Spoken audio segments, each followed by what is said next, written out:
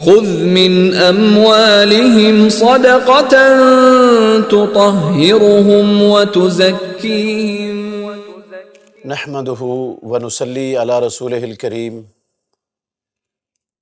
زکوٰۃ کی اہمیت اور فرضیت کے حوالے سے دو تین موٹی باتیں آپ کے سامنے رکھ رہا ہوں۔ زکوٰۃ اسلام کے بنیادی 5 ارکان میں سے تیسرا بڑا اور اہم رکن ہے۔ کلمہ پڑھنے کے بعد نماز اور زکوٰۃ ان دونوں کو ادا کیے بغیر بندہ مسلمان برادری کا فرد رہتا ہی نہیں۔ اللہ رب العالمین نے فرمایا سورہ توبہ کی 11 نمبر آیت میں فَإِن تَابُوا وَأَقَامُوا الصَّلَاةَ وَآتَوُا الزَّكَاةَ فَإِخْوَانُكُمْ فِي الدِّينِ، اگر یہ لوگ کفر سے شرک سے تائب ہو جائیں، نماز قائم کریں، زکوٰۃ ادا کریں، تو پھر دین میں تمہارے بھائی ہیں۔ اس کا مطلب ہے جو کفر شرک سے تائب نہیں ہوتا، یا جو نماز نہیں پڑھتا، یا جو مسلمان جو کلمہ پڑھنے والا زکوٰۃ نہیں دیتا،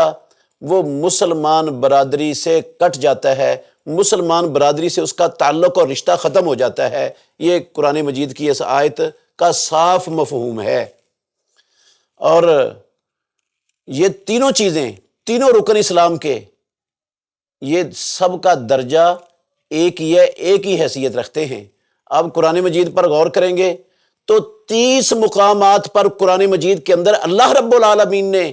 نماز کے ساتھ زکوٰۃ دینے کا حکم دیا ہے، نماز پڑھنے کے ساتھ زکوٰۃ دینے کا حکم دیا قرآن مجید کے اندر 30 جگہوں پر۔ تو اس سے آپ اندازہ لگائیں کہ زکوٰۃ کی اللہ رب العالمین کے ہاں کتنی بڑی اہمیت ہے، کتنا بڑا اہم اسلام کا یہ بنیادی رکن ہے کہ ان تینوں رکنوں کو ادا کیے بغیر چارہ ہی نہیں ہے مسلمان کے لیے۔ پھر اگر مسلمان زکوٰۃ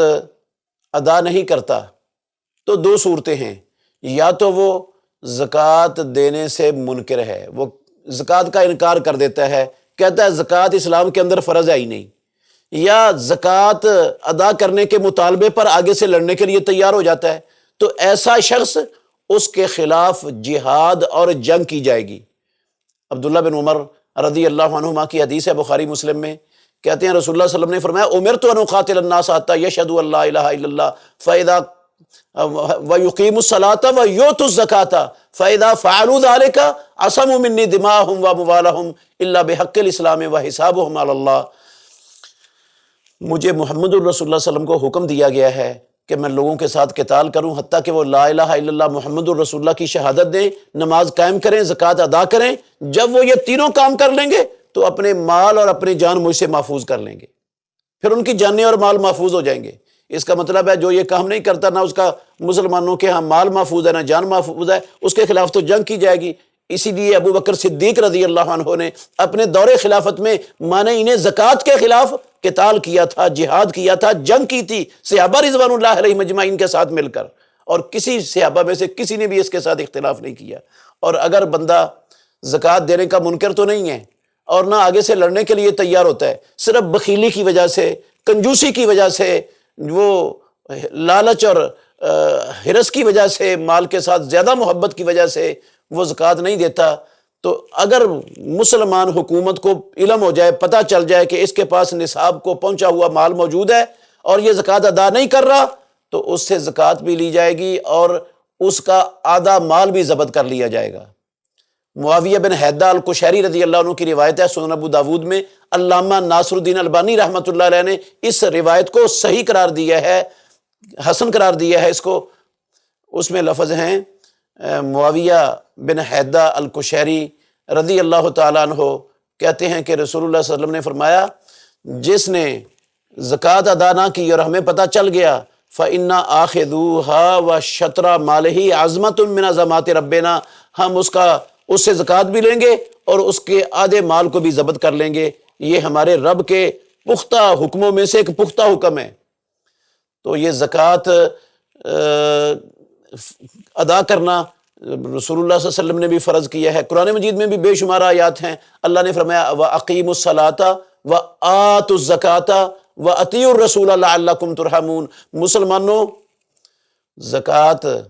ادا کرو، نماز قائم کرو، زکوٰۃ ادا کرو، محمد الرسول اللہ صلی اللہ علیہ وسلم کی اطاعت کرو تاکہ تم پر رحم کیا جائے۔ حکم ہے اللہ رب العالمین کا۔ اور معاذ بن جبل رضی اللہ عنہ کو جب بھیجا رسول اللہ صلی اللہ علیہ وسلم نے یمن کی طرف، اور آپ نے ان کو کہا تو اہل کتاب لوگوں کے پاس جا رہا ہے، سب سے پہلے ان کو نماز کی دعوت دینی ہے۔ آگے فرمایا فَإِنْهُمْ أَطَاعُوا لِذَلِكَ، اگر وہ تیری نماز کی دعوت کو قبول کر لیں، توحید کی دعوت ماننے کے بعد، فَعَالِمْهُمْ أَنَّ اللَّهَ افْتَرَضَ عَلَيْهِمْ صَدَقَةً تُؤْخَذُ مِنْ أَغْنِيَائِهِمْ وَتُرَدُّ عَلَىٰ فُقَرَائِهِمْ، اللہ نے ان پر ان کے مالوں میں صدقہ زکوٰۃ فرض کر دی ہے جو ان کے اغنیاء سے لی جائے گی اور فقراء کو دی جائے گی۔ اور عبداللہ بن عمر رضی اللہ عنہ کی وہ حدیث بھی بڑی مشہور اور معروف ہے، سب جانتے ہیں، بنی الاسلام علی خمس شہادت اللہ الہ الا اللہ وان محمد رسول اللہ واقام الصلاۃ وایتاء الزکاۃ وصوم رمضان والحج۔ تو اس میں بھی زکوٰۃ کو رسول اللہ صلی اللہ علیہ وسلم نے اسلام کا بنیادی اور بڑا رکن قرار دیا ہے۔ ویسے تو مکے کے اندر ہی شروع اسلام کے اندر زکوٰۃ فرض ہو چکی تھی مسلمانوں پر، مگر یہ کن کن محلوں پر فرض ہوئی ہے، اور یہ ان کا نصاب کیا ہے، اور زکوٰۃ ادا کتنی کرنی ہے، یہ کون کون اس کے مستحق ہیں، یہ ساری چیزیں مکے میں نہیں تھی۔ یہ اپنی سخاوت، اپنی